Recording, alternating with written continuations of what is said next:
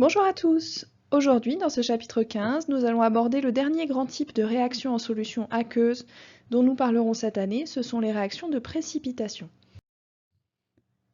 En particulier, dans cette vidéo, nous allons aborder la première partie qui s'appelle donc équilibre hétérogène.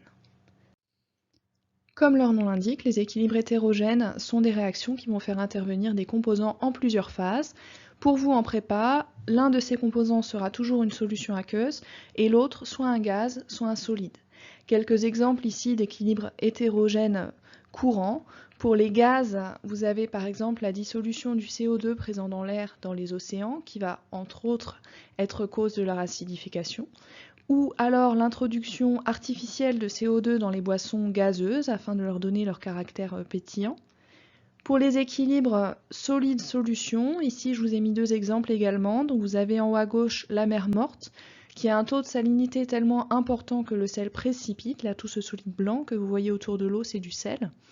Et également dans les grottes, vous avez des stalactites, stalagmites, qui sont formés à partir de l'évaporation de l'eau et donc de la précipitation du carbonate de calcium dans les grottes.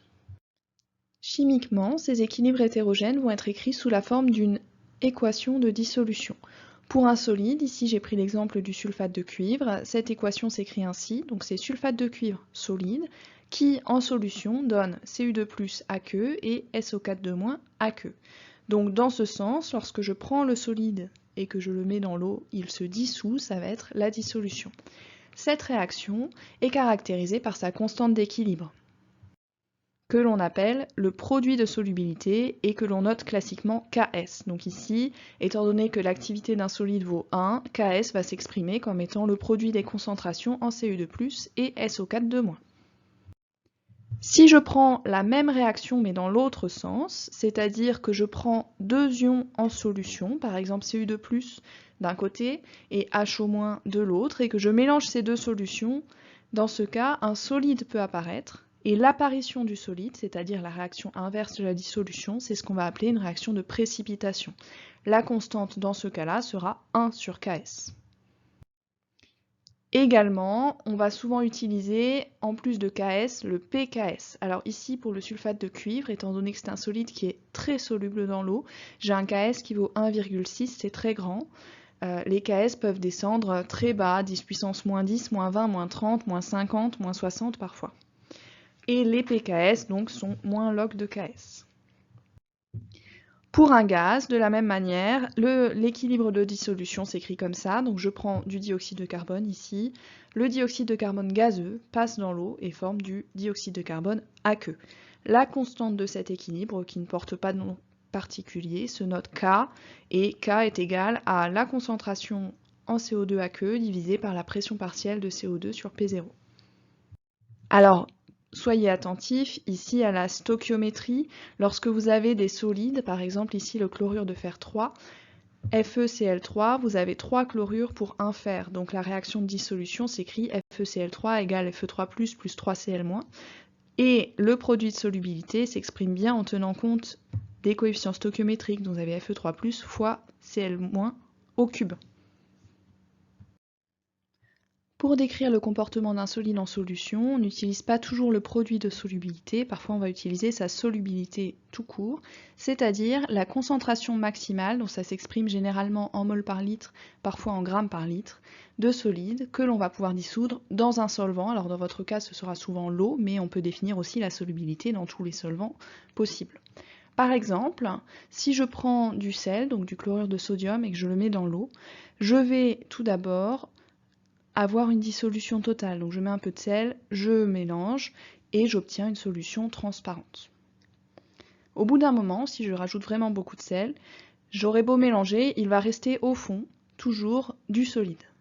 Et bien dans ce cas-là, je pourrais reconnaître que je suis arrivée à une solution dite saturée, c'est-à-dire la solution dans laquelle j'ai une concentration maximale d'ion Na+Cl- qui va correspondre à la solubilité de NaCl. Et il me reste au fond l'excédent de solide. La solubilité d'un solide dans un solvant est fortement liée à son produit de solubilité. On peut, connaissant l'un, trouver l'autre. Je vais faire ça ici sur l'exemple du chlorure d'argent qui va nous servir de fil conducteur tout au long de ce chapitre. Donc le chlorure d'argent, je connais son produit de solubilité, pKs égale 9,75 et j'aimerais connaître sa solubilité. Pour cela, je vais écrire un tableau d'avancement avec la dissolution du solide dans l'eau. Je me place dans une situation où je suis à une solution saturée, j'ai donc pu mettre un excès de solide AgCl de manière à être sûr d'en avoir encore en solution. Donc dans mon tableau d'avancement, je vais les mettre en excès. Et à l'issue de la saturation, je vais obtenir la même concentration Ag plus Cl- que je note petit s, donc la solubilité. À l'équilibre, je peux donc écrire que Ks est égal au produit des concentrations, ici S carré, donc la solubilité, ici c'est racine de Ks, c'est-à-dire 1,310-5 mol par litre. Je peux faire la même chose sur l'exemple d'un gaz, ici du dioxyde de carbone dans l'eau à 25 degrés, dont on connaît la pression atmosphérique de dioxyde de carbone qui vaut 40 pascal, et la constante de dissolution qui vaut dans ces conditions 2,5-10-2. J'utilise la même méthode. À l'aide d'un tableau d'avancement, en écrivant l'équation de dissolution du CO2, je vais pouvoir trouver la solubilité. Ici, le CO2 gazeux est à pression constante, étant donné que j'ai un grand volume d'atmosphère autour de mon système. À l'équilibre, la constante de dissolution vaut concentration en CO2 divisé par pression partielle CO2 P0, et j'en déduis donc une solubilité de 1,0 fois 10-5 mol par litre. Lorsque l'on introduit un solide en solution, on peut donc obtenir deux situations. Soit le solide se dissout entièrement, soit on obtient une solution saturée avec éventuellement un surplus de solide qui nage en solution. Pour savoir à l'avance si on va avoir une solution saturée ou non, il suffit de calculer le quotient réactionnel à l'état initial. Si on obtient un QR est plus petit que le produit de solubilité Ks, alors il n'y aura pas de solide en solution. Si QR égale Ks, on est à la limite, on est donc dans le cas d'une solution saturée, et si QR est plus grand que Ks, on va observer la formation d'un précipité. Alors on peut traiter ça sur un exemple. Ici, j'introduis en solution des ions Ag+ et Cl- à la même concentration 1,010-5 mol par litre. La question est, y a-t-il formation d'un précipité de chlorure d'argent, connaissant le produit de solubilité du chlorure d'argent qui est 10-9,75. Pour répondre à cette question, je calcule QR. Ici, donc c'est le produit des concentrations initiales qui fait 10-10. Et je constate bien que QR est plus petit que Ks dans ce cas-là. C'est-à-dire que la réaction tend à évoluer en sens direct. Or, si vous regardez l'équation de la réaction, je n'ai pas de solide en solution, donc la réaction ne peut pas évoluer en sens direct. Je suis donc dans une situation où je ne suis pas à l'équilibre. Et il n'y aura pas de précipité en solution dans ce cas-là. Mais alors, deuxième question, à partir de quelle concentration en ions est-ce que je vais observer un précipité? On l'a dit, la valeur limite va correspondre au cas QR égale Ks. Donc ici, produit des concentrations égale Ks, c'est-à-dire C0 carré égale Ks. On retrouve la limite de la solution saturée, c'est-à-dire une concentration qui va être en fait la solubilité du solide, 1,3-10-5 mol par litre ici. Finalement, il y a donc une condition à partir de laquelle on va avoir formation ou non d'un solide en solution. On va pouvoir de ce fait tracer ce qu'on appelle un diagramme d'existence de précipité, c'est-à-dire un diagramme dans lequel va apparaître la condition pour laquelle le solide est présent ou non en solution. Ici, sur un exemple, on considère une solution d'ion Ag+, avec une concentration fixe qui est de 0,10 mol par litre. Dans cette solution, on ajoute progressivement une solution de chlorure de sodium, donc on introduit des ions Cl-, et on s'intéresse à quel moment est-ce que le précipité AgCl va se former.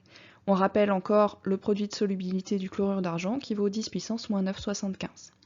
Donc à la limite d'existence du précipité, on a QR égale Ks. On en déduit la valeur de la concentration en ion Cl- à ce moment-là, qui vaut 10 puissance moins 8,75 mol par litre. C'est-à-dire PCl, donc moins log de Cl, à ce moment-là, vaut 8,75. Si le PCl est inférieur à cette valeur limite, alors je vais avoir un excès d'ion chlorure en solution et je vais avoir formation du solide. À l'inverse, si la valeur du PCl est plus grande que 8,75, alors je vais avoir trop peu d'ions en solution pour former le solide et donc je n'en observerai pas. Au final, si je trace le diagramme d'existence de AgCl, je vais avoir donc un axe en PCl, ici c'est la concentration que j'ai fait varier. À 8,75, j'ai la limite entre les deux domaines qui correspond à la solution saturée. Au-delà, j'ai une solution qui va contenir des ions Ag plus Cl-, et en dessous de cette limite, j'ai l'existence du précipité. Voilà, c'est la fin de cette vidéo. N'hésitez pas, si vous avez des questions, à les noter de manière à pouvoir les poser ensuite à la prochaine session Zoom. Et n'oubliez pas non plus d'aller faire le QCM, dont le lien est dans la description.